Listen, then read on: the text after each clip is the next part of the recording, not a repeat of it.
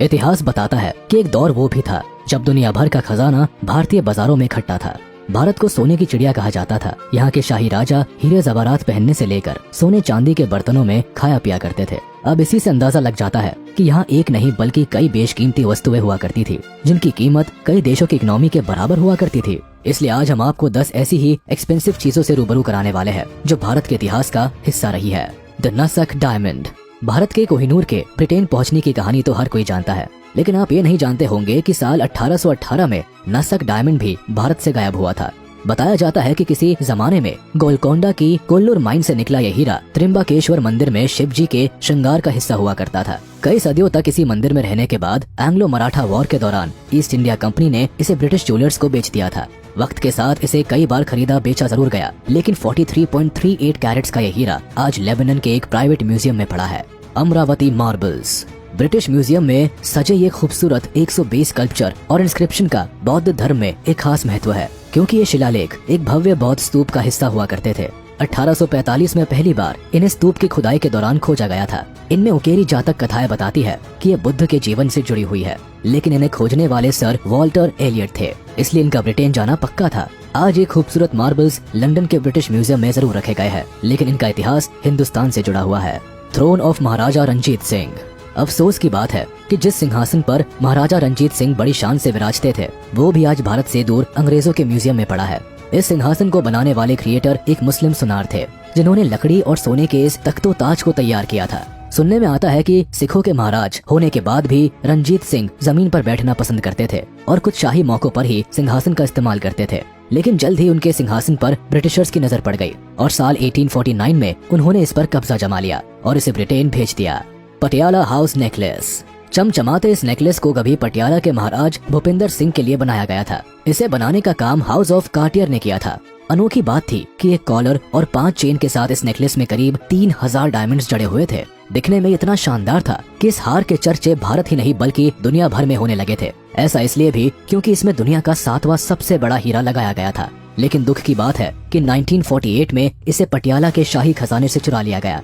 आखिरी बार ये नेकलेस भूपेंद्र सिंह के बेटे ने पहना था, जिसके बाद इसे कभी भी साबुत स्थिति में नहीं देखा गया। हाल ही में इस नेकलेस के चौकोर को एमा कैम्बरलेन ने मेट गाला के लिए पहना था, जिसके लिए उनकी काफी निंदा भी हुई थी। दरअसल कहते हैं कि इस नेकलेस के पीछे का इतिहास काफी काला रहा है। शाहजहां's रॉयल जेड वाइन कप।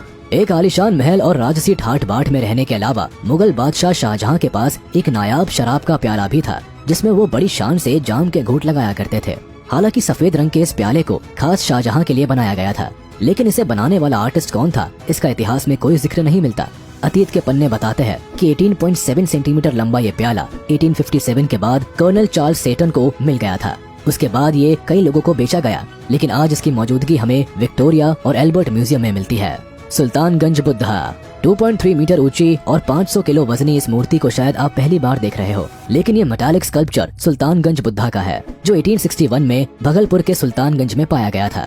इसे एक रेलवे इंजीनियर ने 200 पाउंड में बर्मिंघम के एक मेटल मैन्युफैक्चरर को बेच दिया था और इस तरह से भारत का यह नायाब स्कल्पचर भी दूसरे देश पहुंच गया था। आज ये हमें बर्मिंघम के म्यूजियम में रखा हुआ मिलता है। इसके इतिहास पर नजर डाले तो ये 500 से 700 ईडी के बीच तब बनाया गया था जब भारत पर गुप्ता पाला राजवंश का शासन हुआ करता था। बौद्ध भगवान की ये मूर्त हमें गुप्त और पाल डायनेस्टी की मूर्ति कला के बारे में बहुत कुछ बताती है। टीपू सुल्तान रिंग। छोटा कद लेकिन तलवार बाजी में ऊंची पकड़ रखने वाले बादशाह टीपू सुल्तान का नाम आज भी इतिहास के पन्नों में अमर है। मैसूर के इस राजा को लोग एक बहादुर योद्धा की तरह देखते हैं, जिसने आखिरी सांस तक हार नहीं मानी, और यही वजह रही कि बादशाह की बेशकीमती तलवार और अंगूठी पर अंग्रेजों की नजर पड़ गई। दरअसल 1799 में श्रीरंगपटना के युद्ध में ब्रिटिश ईस्ट इंडिया कंपनी के खिलाफ लड़ते हुए वो मर गए, जिसके बाद ब्रिटिशर्स ने उनकी 41.2 ग्राम की कीमती अंगूठी और तलवार पर अपना हक जमा लिया। हालांकि उनकी तलवार को तो नीलामी में 1.5 करोड़ रुपीस देकर विजय माल्या ने अपना बना लिया था, लेकिन टीपू सुल्तान की सोने की बेशकीमती अंगूठी को 2014 में 145,000 पाउंड की कीमत पर नीलाम कर दिया गया, और इसे खरीदने वाले कौन थे ये आज तक सामने नहीं आया। टीपू's टाइगर। टीपू सुल्तान की अंगूठी ही नहीं बल्कि इस बादशाह का बाग भी आज लंदन के विक्टोरिया एंड एल्बर्ट म्यूजियम की शोभा बढ़ा रहा है। ये बाग मशीनी कला का एक नमूना है, जिसे खास तौर पर टीपू सुल्तान के लिए बनाया गया था।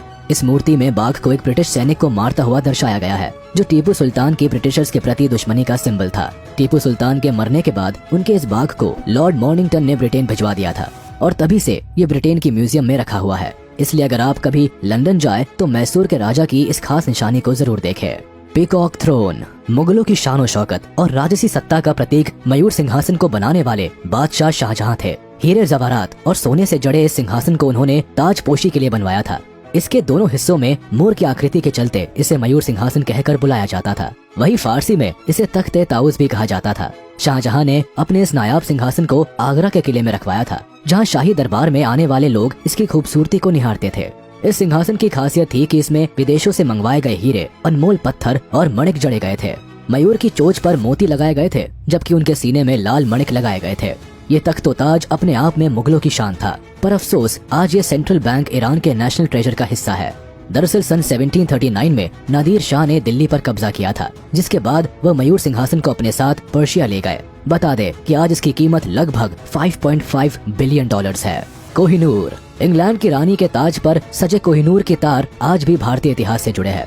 ये खूबसूरत हीरा दुनिया के सबसे बड़े कटे हुए हीरों में से एक होने के साथ साथ सबसे मशहूर भी रहा है। अब मशहूर इसलिए क्योंकि भारत में इसे जिस भी राजा ने अपनाया उसका वंश बर्बाद हो गया।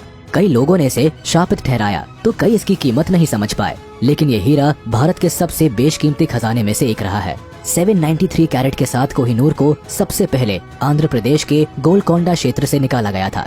फिर पीढ़ी दर पीढ़ी ये कई डायनेस्टी के पास रहा और आखिर में अंग्रेजों ने जब लाहौर पर आक्रमण किया तो महाराजा दुलीप सिंह से ये हीरा अंग्रेजों के कब्जे में आ गया। इंग्लैंड में इस हीरे ने सबसे पहले क्वीन विक्टोरिया के ताज की शोभा बढ़ाई और आज ये क्वीन एलिजाबेथ के ताज पर सजा हुआ है। दिलचस्प बात है कि अब कोहिनूर 105.6 कैरेट का रह गया है। इसकी करंट कीमत 10 से 12 बिलियन डॉलर्स के करीब है। तो ये थी 10 ऐसी बेशकीमती चीजें जो कभी भारत के खजाने का हिस्सा हुआ करती थी। आज ये देश से दूर लंदन के म्यूजियम में जरूर है, लेकिन इनकी कीमत बहुमूल्य है और कहीं न कहीं भारत आज भी इनकी घर वापसी की उम्मीद लगाए बैठा है।